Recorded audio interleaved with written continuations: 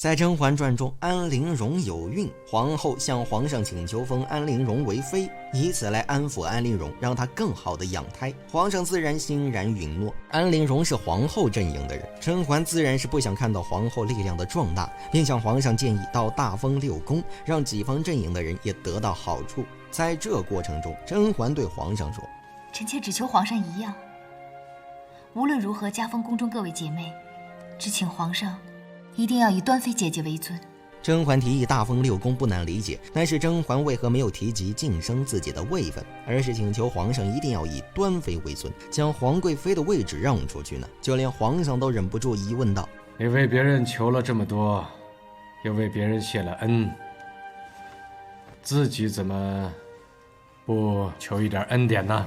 其实甄嬛这么做有以下5点原因。第一点，避免自己处在风口浪尖，引来无端祸事。甄嬛向皇上提议大封后宫的时候，自己其实已经尊为贵妃，且不久前诞下龙凤双子，可谓是风头无两，引得后宫艳羡。如果此时甄嬛再次被封晋为皇贵妃，势必会引得前朝后宫的非议。在此之前，皇上就因为替安陵容选封号一事而烦恼。当甄嬛提议选用离字时，皇上直接拒绝，并说道：“安嫔是朕的妾室，怎么能跟朕夫妻伉俪呢？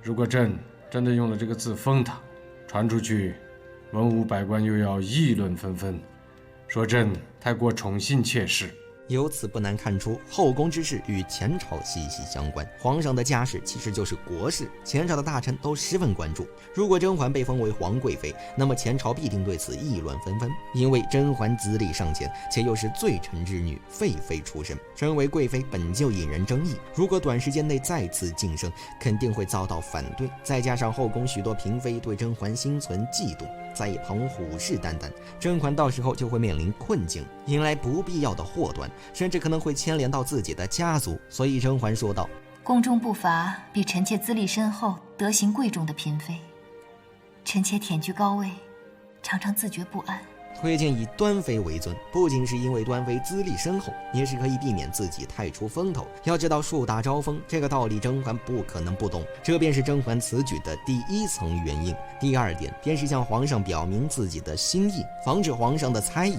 自古皇帝多猜疑，雍正帝也不除外。先不谈功高震主的年羹尧遭到皇帝猜疑，整个年甲被皇帝连根拔起。就说甄嬛的父亲仅仅是因为收藏了一本别人的诗书，便被皇帝认为怀有异心，举家被发配宁古塔，足以看出雍正皇帝的多疑。纵使甄嬛得到他的宠爱，但在他心中，皇帝的尊严地位才是最重要的，不容许人侵犯。如果甄嬛怀着别样的心思，那么他对甄嬛也不能容忍。大封后宫也是甄嬛提出来的。如果说甄嬛提出想要属于自己的恩典，例如让自己的位分更高一点，那么皇帝势必会怀疑甄嬛的意图，猜想甄嬛是否觊觎皇帝的权力，想要插手到太子之位的竞争。就像皇帝问甄嬛：“端妃进宫最久，皇贵妃这个位子本也当得，只是朕心里总是更属意于你。”看似是提议让甄嬛做这个皇贵妃，但实际上也是存在疑心的。试探甄嬛，甄嬛自然是看出了皇帝的试探，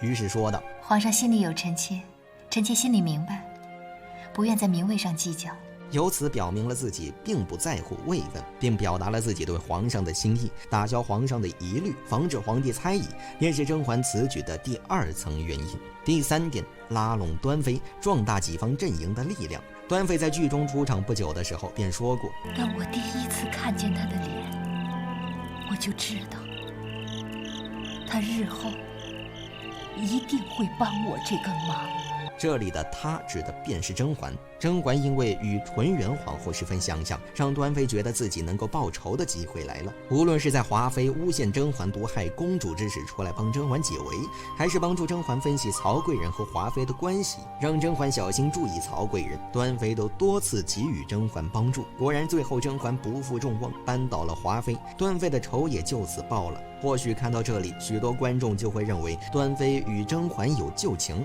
本该属于同一阵营，为何甄嬛还需要用皇贵妃之位拉拢端妃呢？其实虽然端妃利用甄嬛处置了华妃，报了当年那碗红花的仇，但端妃也多次帮助甄嬛，可以说二者并不相欠。而甄嬛回宫之后，主要的敌人是皇后，端妃和皇后之间并没有直接的利益冲突，端妃也不需要冒险深陷甄嬛和皇后的斗争。所以甄嬛为了拉拢端妃，便将皇贵妃一位拱手相让。要知道，端妃虽然与世无争，但对于位同父后的皇贵妃之位，也不可能不动心。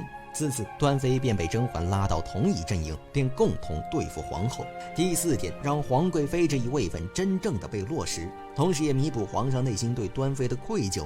皇贵妃这一位分地位尊贵，位同父后。按理来说，在皇后仍然在世的时候，是不应当设立这个位分的。纵观清朝皇帝的后宫，也唯有一人曾被册立过皇贵妃。雍正帝本来不想设立皇贵妃这一位分，但甄嬛提到了端妃，且提出要以端妃为尊，那么就不得不将端妃封为皇贵妃。再加上皇上心中本就对端妃有愧，当年皇帝忌惮手握重权的年甲，便暗中下药打掉了华妃肚子里成祥的胎儿。华妃却因此误会成端妃下的手，在仇恨的控制下，华妃将一大碗红花灌进了端妃的嘴中，使得端妃一生无法生育。那对端妃的伤害不言而喻，就像端妃自己说的：“我从没有忘记当年我怎么被华妃灌下红花，即使过去了这么多年，那个药的滋味一直都还在我嘴里。”端妃无辜地替皇上背了黑锅，多年来体弱多病，因此皇上都一直尊重着端妃。甄嬛提出以端妃为尊，便是想要自己阵营的人拿下皇贵妃这一位分，同时也洞察了皇帝的心思，弥补了皇帝内心对端妃的愧疚。最后一点，端妃没有皇子，纵使被封为皇贵妃，但对甄嬛也构不成威胁。端妃早年被华妃灌下红花，不仅无法生育，同时也体弱多病，不能过分操劳。因此，虽然甄嬛将端妃尊为皇贵妃，但宫中的主要事项还是由自己负责。纵使端妃抚养了温宜公主，但公主不同于皇子，不能继承大统，所以端妃被尊为皇贵妃，也始终影响不到甄嬛自身的地位。这便是甄嬛此举的第5个原因。甄嬛大封6宫，提出以端妃为尊，远远不是表面上看起来那么简单。细细探究，还是值得推敲一番的。